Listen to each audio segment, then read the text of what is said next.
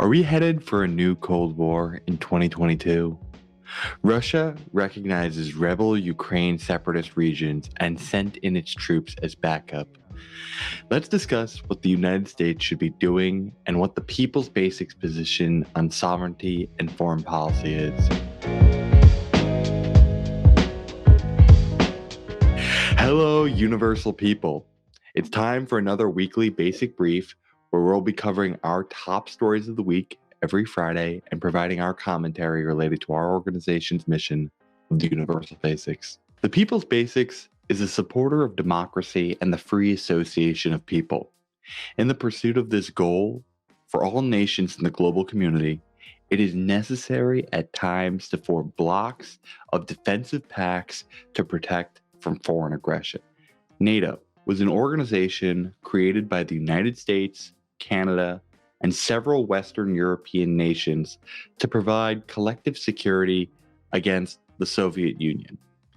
Ukraine, in 2008, had applied to join NATO. However, their political situation caused delays on that desire until the 2014 annexation of Crimea. Despite being an independent country since 1991, as a former Soviet republic, Ukraine has been perceived by Russia as being part of its sphere of influence. Following the dissolution of the Soviet Union in 1991, both Ukraine and Russia continued to retain very close ties for decades. However, one condition of the separation of importance was the handling of Ukraine's significant nuclear arsenal, which Ukraine agreed to abandon in the Budapest Memorandum on Security Assurances. This agreement was made on the condition that Russia would issue an assurance against threats or use of force against the territorial integrity or political independence of Ukraine. This week, the Russian government claimed that Ukrainian shelling had destroyed an FSB border facility on the Russia-Ukraine border and that they had killed 5 Ukrainian soldiers who tried to cross into Russian territory. Ukraine denied being involved in both incidents and called them a false flag operation. Furthermore, the Russian government formally recognized the Donetsk People's Republic and the Luhansk People's Republic as independent countries, and Putin ordered Russian troops, including tanks, to enter those regions. Our stance on the position the U.S. should be taking is one of mostly agreement with the existing actions of the Biden administration. Diplomatic efforts, both directly and indirectly with Putin, targeted sanctions against government officials and businesses in the region for Russia's escalation efforts here, transparent reporting of intelligence on Russia's planned actions, and continued military aid for Ukraine are all positions that we should be taking to help further disincentivize Russia's aggression. This is being recorded right now on a Monday. And so the actions that have been taken since this has been, recorded and being published now on a Friday cannot be commented on, obviously. But we must not be turning our backs on our allies when facing foreign aggression.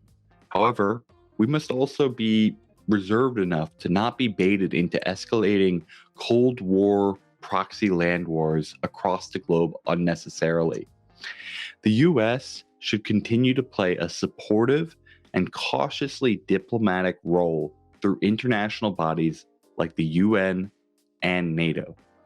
We should seek to provide the security pressure to enable democratic self-determination of impacted regions and increase the infrastructure needed to enable refugees to flee the region as desired. Furthermore, the U.S. should continue to signal reassurance for NATO member nations that we will have their back if Russia aggression expands beyond Ukraine by increasing our troop levels in bordering nations that are members of NATO. This will do it here for us at the People's Basics. Please do let us know what you think the U.S. should be doing in the current Ukraine-Russia conflict by commenting below. Here are some comments that we got from some fans like you on our Twitter on today's topic.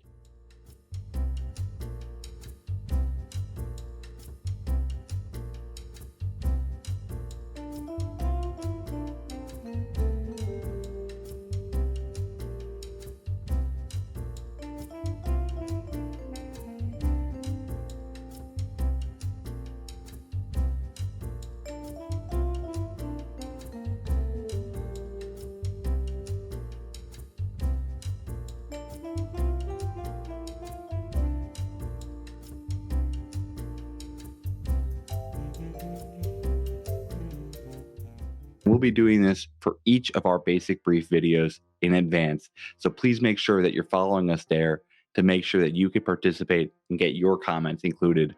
In addition to covering the Russia-Ukraine story, our basic brief also includes stories such as the Korea Inequality Research Lab and Lab 2050 organizing an international roundtable webinar entitled "Will Korea Be the First Country to Introduce Universal Basic Income?", which is happening 2 weeks before Korea's March 9th presidential election, in which UBI will be a major issue to be discussed as it's being proposed by candidate Lee Jae-myung. Furthermore, there was a new study showing that the absence of the monthly child tax credit has led to 3.7 million more children being in poverty as of January 2022.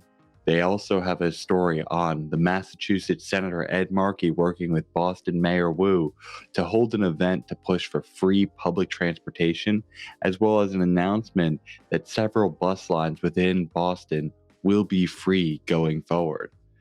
Furthermore, there has been new approvals of student loan relief by Joe Biden for individuals with disabilities, and with the new approvals of relief, total student debt relief has come to $16 billion in his term. On top of that, we have a story about how the city of Philadelphia has chosen to hold a vote on establishing a public bank happening on March 2nd. On top of that, we have stories related to what we covered in the past few weeks. The Canadian Prime Minister, Justin Trudeau, actually was able to win the House votes needed in order to pass the emergency acts, as we covered in our video detailing the Ottawa protests. We have news about Joe Rogan's podcast vanishing from Spotify. And on top of that, there has been new analysis showing that privately insured patients are being charged more than those who are self-funding their treatment care. And finally, we have an article about how stand your ground laws are being linked with an increase of 11% in homicide rates based on the counties that have adopted them.